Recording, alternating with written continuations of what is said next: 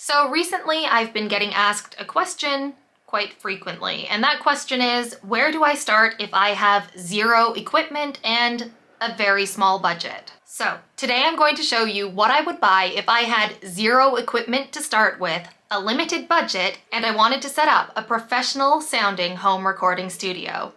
Let's do this.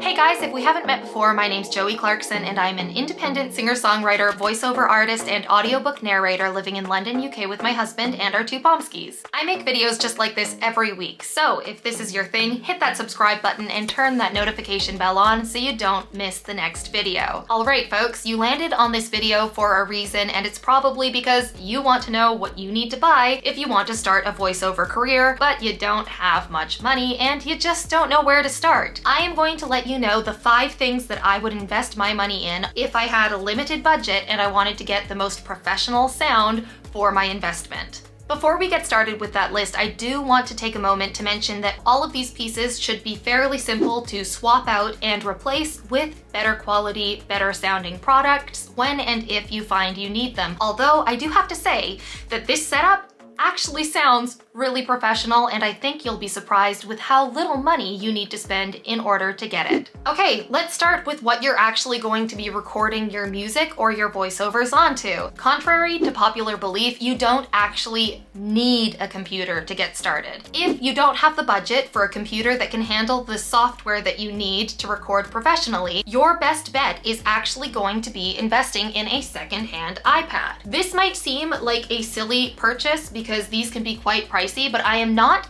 insinuating that you should be purchasing this at full market value. I am actually suggesting that you find a second-hand iPad. This one is a 2013 iPad. It's not even an iPad Pro. It's just a 2013 iPad. And the reason I think that you need to invest in an iPad is because it gives you a bigger working surface than your phone. Also, the recording software I suggest you use with your iPad actually comes free with your iPad, and it is GarageBand. It's really user-friendly, and it's a simple way for you to venture into using recording software. It makes the transition to Logic and Pro Tools fairly seamless and just gives you a great platform to start from. It's also free. If you're lucky and you're resourceful, you'll find one of these for around £100. Do not buy one of these new. If you're thinking of buying a new iPad, I would suggest tucking the money you have saved aside so that you can put that towards your computer when you're ready to upgrade the device you're recording onto. The second thing that I would invest in would be an interface. You'll probably remember me raving about the Focusrite Scarlett 2i2. That is my chosen interface. I love it, but if I had to start from scratch and I wanted to start on a budget and I was using the iPad that I mentioned earlier, I would actually be investing in something like this. This is an iRig, and while it doesn't have all of the fancy lights and buttons that the Focusrite Scarlett interface has, it does allow you to plug your microphone into the interface and then the interface into the iPad. And it runs at about £29. £29! This little interface will also allow you to plug your microphone into your phone, which is really handy if you're into live streaming music or podcasts or just like talk shows. Great little piece of kit.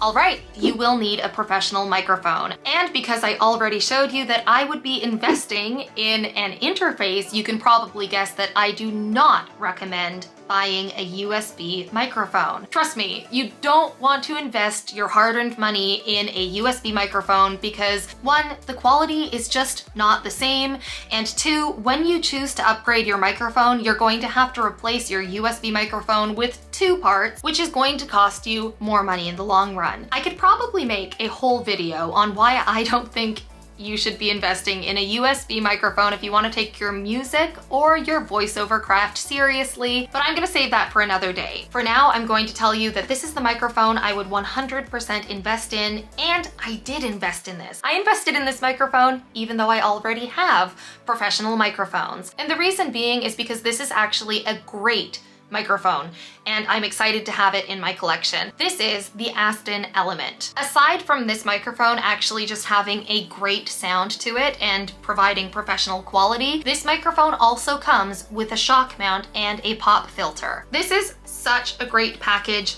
all in one. It makes Things super simple, and it's affordable, so it provides professional quality sound at an affordable price point and makes it really simple if you're just starting out because it gives you all of the pieces you need. If you're interested in hearing what the Aston Element actually sounds like, I'm going to be making a video next week where I do kind of a mic shootout for spoken voice as well as singing and guitar, where I put the Aston Element and the Aston Spirit up against each other to demonstrate the quality of sound and just give you something to go off of. Hit that subscribe button and turn that notification bell on if you want to catch that and don't want to miss it when it goes live. Next up, you're definitely going to need an XLR cable. Honestly, I recommend that you get 2 of these because you never know when one XLR is going to go, and when it does, it's a huge pain in the butt if you don't live next to a music store, because something this small can affect whether or not you can complete a job. You don't need a long XLR, you just need one that is long enough to get from your microphone to your interface. These are super affordable, they're like under 10 pounds. Last but certainly not least,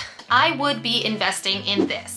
This is a Radio Boom Arm mic stand, and the reason I would get this over a traditional live microphone stand is because this is considerably cheaper. You can pick one of these up for under 20 pounds, and honestly, it's going to just save you loads of hassle. You can clip this onto any surface, any table, you can clip it onto a tripod if you have a camera tripod. The one thing I will say is that if you are going to be using your home studio for music, more than voiceovers, you might want to consider getting an actual music microphone stand rather than the Radio Boom Arm, because I don't know if you can hear that.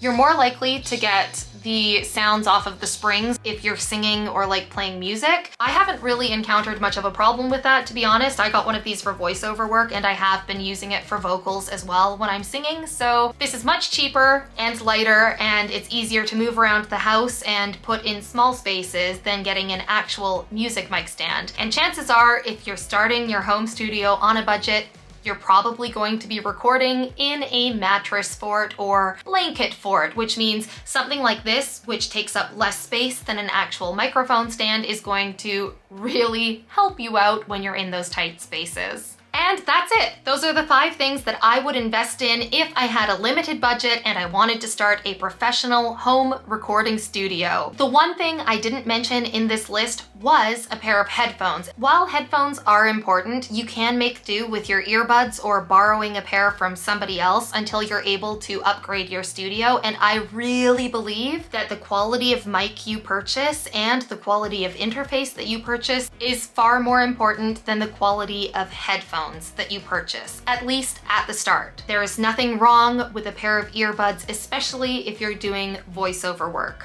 As mentioned in the beginning of this video, I have put a link in the description box below that includes all of the things that we've talked about today. If you're in the market, I would love for you to use that link because it's my affiliate link, which means I get a kickback, but you don't need to pay more. If you found this video helpful or you think I missed anything major, let me know in the comments below. And on the way down to the comment section, if you could hit that subscribe button and turn that notification bell on, that would be wonderful. Thanks so much for watching, folks. I'm looking forward to getting to know you better, and I'll see you in the next video.